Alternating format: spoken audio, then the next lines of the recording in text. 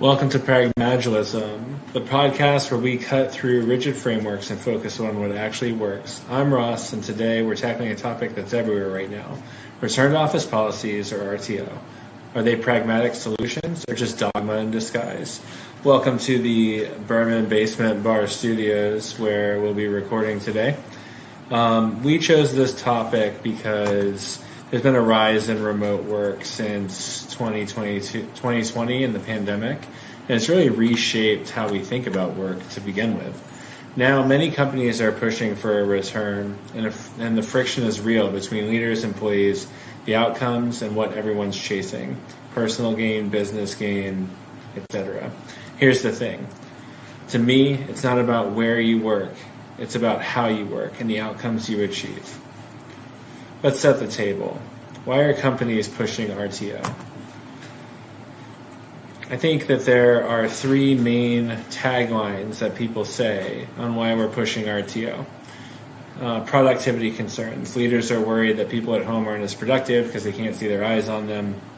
Is that true? I don't know. I think it might depend on the person or the job that they're doing. There's collaboration, there's myths, and there's realities. There's this idea that you need to be face-to-face to collaborate. We can talk through that. And then there's a traditional lens. Sometimes it's just, this is how we've always been doing things. But is that enough of a reason? Where I personally felt the friction of a poorly thought out RTO was a recent return to office that I was brought in for. The thing is that I didn't work with anyone at that location. So my entire team was geographically dispersed, and I was commuting just to sit in the cube and join virtual calls from the office. I did very much enjoy my sidebar chats and get to know you events and things that I was doing at the office, but it did not really increase the benefit to my job and my day-to-day. I think this is a familiar struggle for others, especially in large businesses with multiple locations. RTO doesn't automatically fix communication or collaboration. Sometimes it can just add unnecessary commutes. When I was researching this episode, I came across three pretty good studies, one from each: a return to office positive, a hybrid work positive, and a remote work only, which was slightly negative, but not really. I think that in the Harvard Business Review study, where they talked about productivity and collaboration being increased, there was a Stanford study that showed that hybrid work did not impact that productivity at all. Now, Stanford is currently working on a study where they're seeing around a 10% dip in productivity, but they're referencing mostly poor collaboration tools and communication tools. So really, it's not clear whether or not being in the office or not being in the office provides any kind of productivity returns other than that slight dip of 10%. Here's the kicker though. Modern teams are already distributed. Even when some people come back to the office, you're still dealing with video calls, time zones, and remote teammates. So the question, like I said in the beginning, isn't where people work. It's how you enable effective work across locations. Let's be fair though.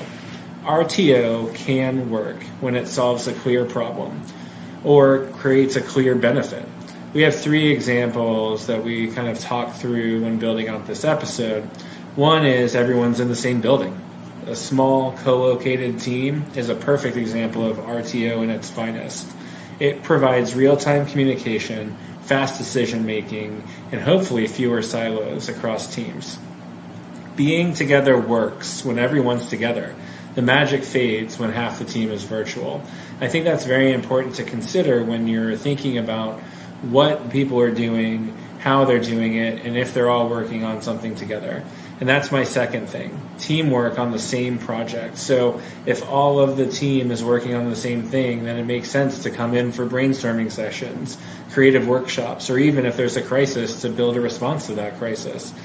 Why does it work? It creates an energy and an alignment that's hard to replicate virtually. Gets everybody in the same room. You can look into each other's eyes. There's no multitasking, and if there is, you can call people out. But really, this only works if it's real teamwork and not just people coexisting in a room. So the emphasis is still on the leadership to create that energy, drive that alignment, bring people together, and create that team situation. Those are two situations where you could argue that RTO is important. I think there's one example, though, that is RTO is imperative, and that's where you physically have to be in the building to perform your job. Talking about labs, manufacturing plants, hardware testing, customer-facing roles. Sometimes the work just can't be done remotely, and that makes sense. Now, if the tools are there, the people need to be there too. So if you work on a machine, if you hand out a physical checking account book or a card, whatever, that makes sense. But a pragmatic approach would take a look at all of these scenarios and create what I would consider as a real hybrid situation where some people are in the office, some people are remote, maybe some people are hybrid. You bring people together. There's a lot of examples where companies will bring people together to do planning. My wife was in a company where they really were interested in doing planning together, but there was a few people, my wife included, who couldn't make it. 2, maybe 3 people. They actually rented these little robots with a screen on them that the people who were remote could control and drive around the room and get closer to the whiteboard, and it did bridge the gap. Now, 99% of the company was in person, so and there was some people there that were very good at facilitating keeping the remote people engaged, but those little robots were pretty cool too. I had a hybrid work experience that really worked. I spent some time in the Air Force's strategy office at the Pentagon, and there were days I absolutely had to be in the office. Classified discussions, access to classified computer systems. I mean, obvious things. If the tools are there, then the people need to be there too, right? But when I was working on unclassified tasks or like coding, building documentation to get my system accredited, writing up plans for executing deployments in an unclassified environment, I didn't need to be there. My boss gave me that latitude, and he gave me the latitude with my team to really decide on when people needed to be in the office and when they didn't. To the point where I had people who worked remotely 80% of the time, and they spent, a couple days here and there in the office when they were really required to, and when they wanted to, because this person really enjoyed working with the team. But it wasn't a forcing function. We didn't force that office presence. We used office presence intentionally, and it really served the work well when we did. So we talked a little bit about RTO being something that does provide a benefit or is required. But let's talk about when RTO feels like arbitrary, counterproductive, or really just a principle-based discussion where we're not being pragmatic about our decisions, we're really being dogmatic about our decisions. My example earlier of being in the office but on video calls all day.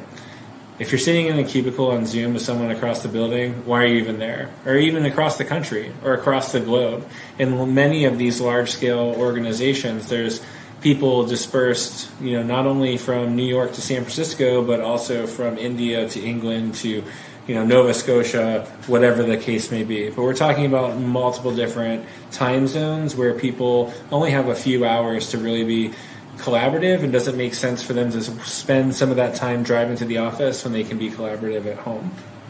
The issue is it really defeats the purpose of collaboration, in-person collaboration, if you're just adding commute time to folks without actually having them work together on a team. So that's not a very pragmatic way to think about this. Individual contributors working independently. This is another thing. Why do we force experts in software development, data analysts, people who are building out reporting functionality, people who maybe work 70, 80% of the time independently and, generously 20 to 30% of the time with the team. If that's the case, if the work is solo and the outputs are clear, dragging people in really doesn't make any sense. We're really saying you need to be in the office because I said so, because I believe it's great, not because we may or may not be actually increasing collaboration or productivity. Research shows, and you'll see this in the 2 Stanford studies, that remote flexibility does improve focus and productivity. So the hybrid study shows that a hybrid policy, and that is very generalized, it could be in the office as needed, or it could be 3 days in the week with that return to office policy. But they're saying that flexibility does improve focus and productivity. Now, here's the third example of when we're really doing something dogmatic and we're not really thinking about the unintended consequences or thinking through why certain things happen or don't happen when we have teams that are, some people are in the office and work in the same building and some people are remote. When half the team is in the office and half is remote, you get the worst of both worlds. You get poor communication. You get the remote members feeling like second-class citizens and having a second-class experience over those people who are in the room together. Hybrid meetings where remote workers struggle to participate effectively I've seen this time and time again. It seems like it's great to have enough or as many people in the building as you can, but when people feel left out, they're not going to be as engaged. That energy and that collaboration is going to go down. So really, unfortunately, we have to make a decision. What are we going to do? What are we not going to do? What are we going to allow? What are we not going to allow? The other thing that I feel like is a dogmatic way to think about in the office is this notion of local and state tax credits.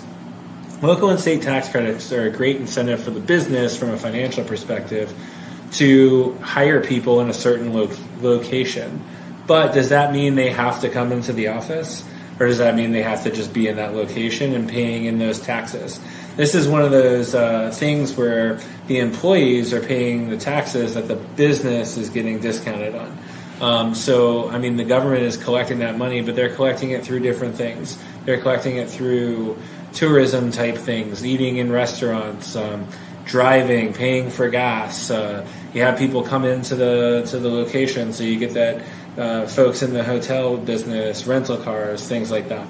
So really, that is one of those things that can feel dogmatic but it actually does implement some sort of business benefit. So I think that in those situations, you really want to be transparent and say, we're trying to hire people in this market to get this tax incentive, and it requires us to have folks in this area, maybe in the area where there's a bunch of small businesses where the office is.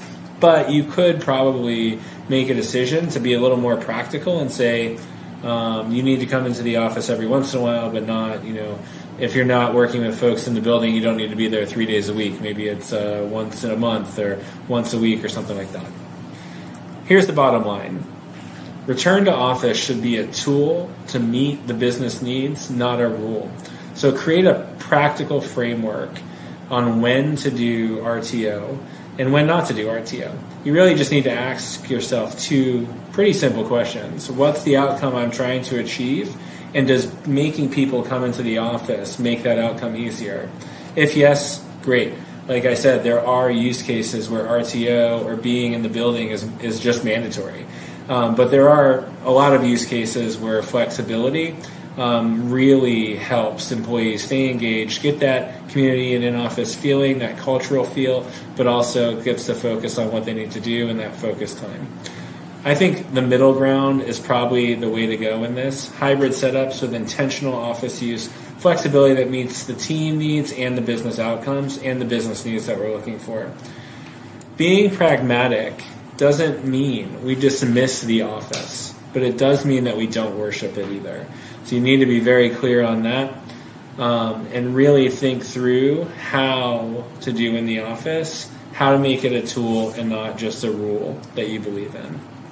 When RTO works, it's intentional and outcome-driven, and it's specific around scenarios. It doesn't work when it's dogmatic rules with no clear purpose. Focus on outcomes and not traditions. I'd like to hear from you all.